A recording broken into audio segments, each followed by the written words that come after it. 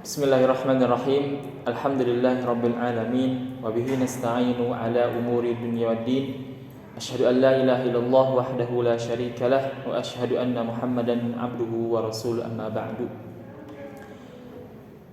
Alhamdulillah, segala puji bagi Allah Subhanahu wa taala yang memberikan kita hidayah untuk senantiasa mencintai Al-Qur'an.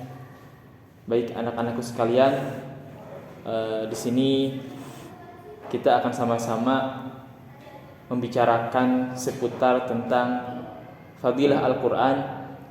Ini penting diketahui oleh kita semua sebelum kita masuk ke pelajaran tahsin yang menjadi mata pelajaran di pesantren ini.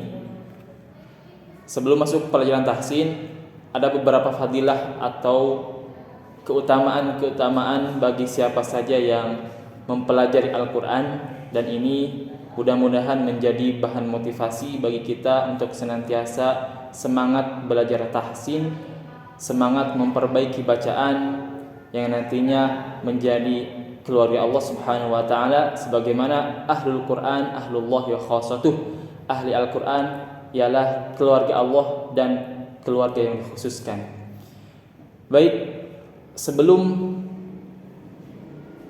kita mengetahui apa keutamaan dari mempelajari Al-Quran, kita harus tahu dulu apa itu Al-Quran. Nah, disebutkan di dalam kitab Tajwid Imam Syafi'i Abu Ya'la Al-Qurnaidi LC, disebutkan bahwa Al-Quran adalah kalamullah al-mu'jiz, adalah firman Allah Subhanahu wa taala al-mu'jiz, sebagai mukjizat, al-munazzil ala khatamil anbiya'i wal mursalin, yang diturunkan kepada para penutup nabi dan para rasul, ialah Muhammad sallallahu alaihi wasallam, biwasitatil amin alaihi salam, dengan pelantara Jibril alaihi salam, al-maktub fil mushaf al-manqul ilaina bitawatir, yang tertulis di dalam mushaf dinukil secara mutawatir, al-muta'abbad bitilawatih, yang menjadi ibadah apabila dibacakannya, al-mubtadi'u bisuratil Fatihah wal mukhtatim bisuratin Nas.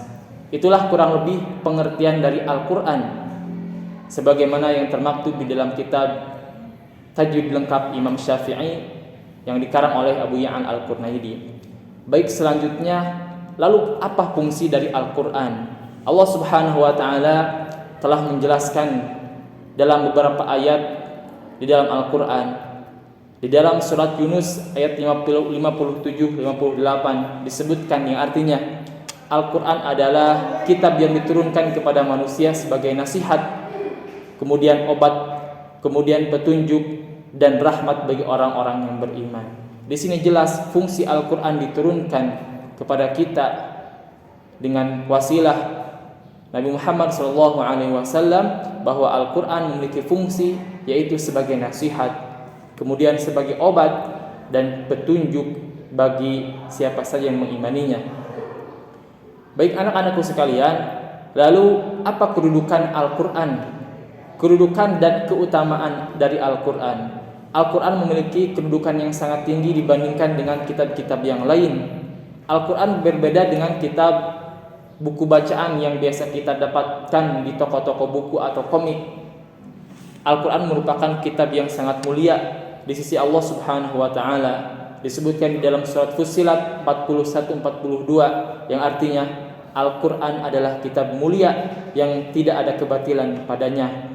Kemudian disebutkan juga di dalam surat An-Nisa bahwa Al-Quran adalah kitab yang memiliki kedudukan sangat tinggi, diturunkan oleh zat yang maha tinggi. Karena Al-Quran diturunkan oleh zat yang maha tinggi, maka Al-Quran pun merupakan kitab yang maha tinggi.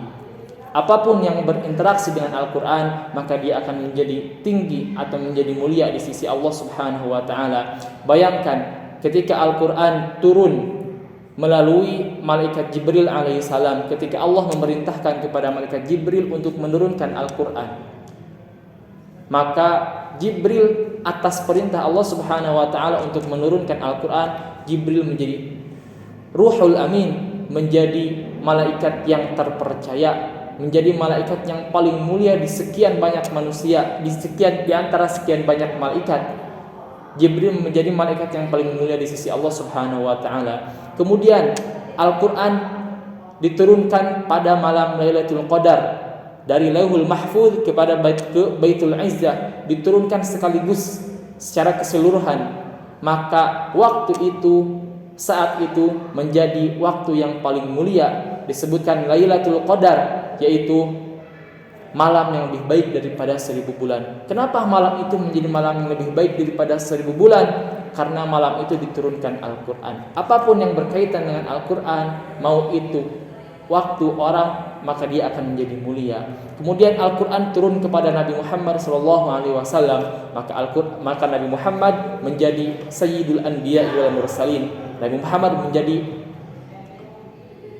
rajanya para nabi dan para rasul. Kenapa? Karena Nabi Muhammad menerima Al-Quran. Kemudian Al-Quran diturunkan atau diterima oleh umat Nabi Muhammad SAW, maka umat Nabi Muhammad SAW menjadi khairul umam, yaitu umat yang paling bagus, umat yang paling baik di antara umat-umat yang lainnya. Kemudian jika kita di waktu-waktu kita bacakan Al-Quran, maka waktu itu menjadi baik bagi kita. Jika kita senantiasa mempelajari Al-Quran, jika kita senantiasa mempelajari tahsin yang insya Allah akan kita pelajari nanti, maka insya Allah kita akan menjadi orang yang paling baik di sisi Allah Subhanahu wa ta'ala. Sebagaimana hadis menyebutkan, khairukum man ta'allama al-Qur'ana wa 'allamah. Barang siapa yang senantiasa mempelajari Al-Quran kemudian mengajarkannya, maka dia mendapatkan predikat khair di sisi Allah Subhanahu wa ta'ala. Baik anak-anakku sekalian, banyak sekali ayat yang menjelaskan tentang sifat Al-Quran.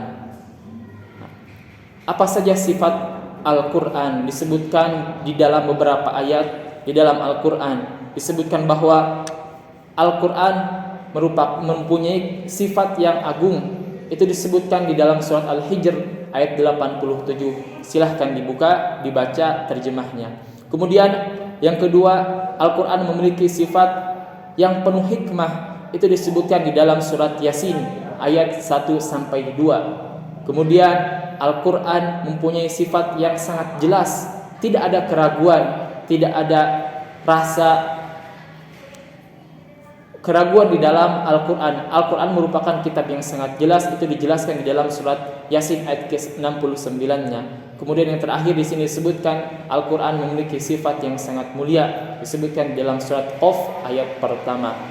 Anak-anakku sekalian, disebutkan bahwa Syekh Muhammad bin Shalih Al-Utsaimin rahimahullah ta'ala pernah berkata, sesungguhnya Al-Quran diturunkan untuk 3 perkara.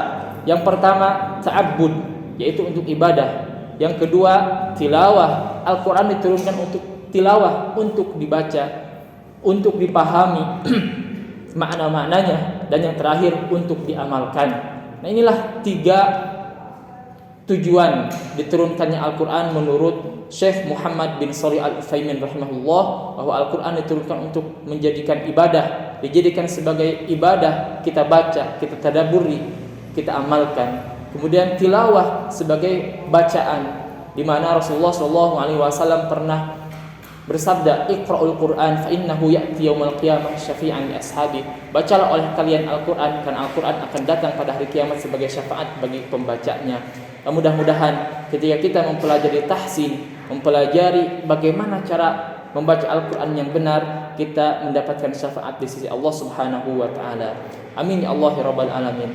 Baik anak-anakku sekalian, mungkin itu yang bisa disampaikan untuk pertemuan kali ini. Insya Allah untuk pertemuan selanjutnya kita mulai belajar seputar teori atau hukum-hukum bacaan yang ada di dalam Al-Quran. Baik, sekian. Assalamualaikum warahmatullahi wabarakatuh.